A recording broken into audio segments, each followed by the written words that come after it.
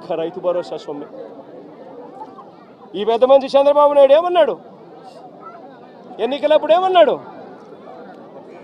తాను తన ఎమ్మెల్యేలు డోర్ టు డోర్ క్యాంపెయిన్ చేసేటప్పుడు ఏమన్నాడు? ఇంట్లోకి పోతే రైతన్న కండువా వేసుకొని ఇంట్లో నుంచి బయటకు వస్తూ ఉంటే ఏమన్నాడు? చంద్రన్న వస్తాడు 20,000 ఇస్తాడు. జగన్ అయితే 13,500 కదా, 20,000 ఇస్తాడు. అదే చిన్న చిన్న పిల్లలు కనపడితే ఏమనేవాడు?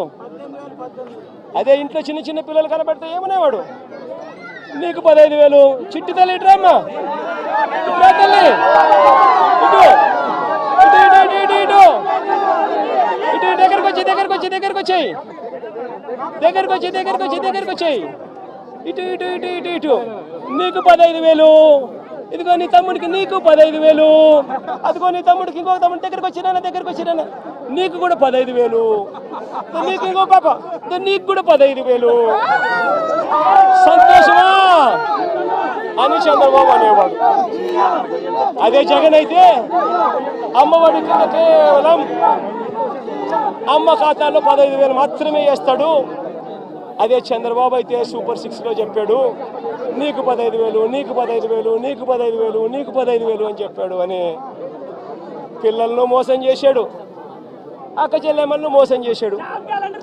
ఆ ఇంట్లో నుంచి వాళ్ళ అమ్మ బయటకు వస్తే వాళ్ళ అమ్మ, వాళ్ళ చిన్నమ్మ, ఇటువంటి వాళ్ళు ఎవరైనా బయటకు వస్తే, నీ పేరేం పేరు తల్లి?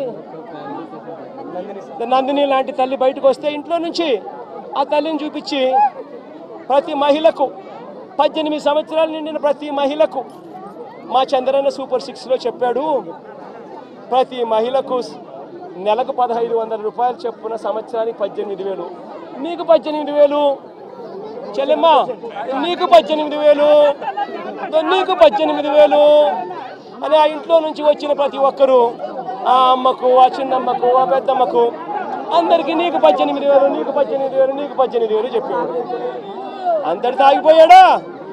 ఆ ఇంట్లో నుంచి 50 ఏళ్ళ పై చిలుకు గల మహిళ ఎవరైనా బయటకు వస్తే, మా అమ్మ జమ్మ వయసులో ఉన్న ఎవరైనా బయటకు వస్తే, మా అమ్మ లాంటి అమ్మ బయటకు వస్తే వీళ్ళకి ఏమనేవాడు?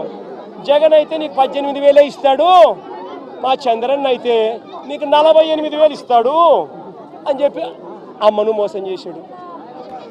ఇంట్లో నుంచి 20 ఏళ్ళ పిల్లోడు బయటకు వస్తే ఏమనేవాడు? నీ పేరేం పేరమ్మా? ప్రకాష్. ఇట్లా ఇంట్లో నుంచి బయటకు వస్తే ఏమనేవాడు? ప్రకాష్ నీకు నెలకు 3,000, నీకు సంవత్సరానికి 36,000, నిరుద్యోగ వృత్తి నీకు ఇస్తాను. నేను అడుగుతా ఉన్నానయ్యా, ఎన్నికలు అయిపోయి 4 నెలలు అయిపోయింది. ప్రజలందరూ ఎదురు చూస్తూ ఉన్నారు. పిల్లలు బడులకు కూడా పోవడం మొదలుపెట్టాడు. బడులకు పోతా ఉన్నారు పిల్లలు. పోయింది ఇంతకుముందు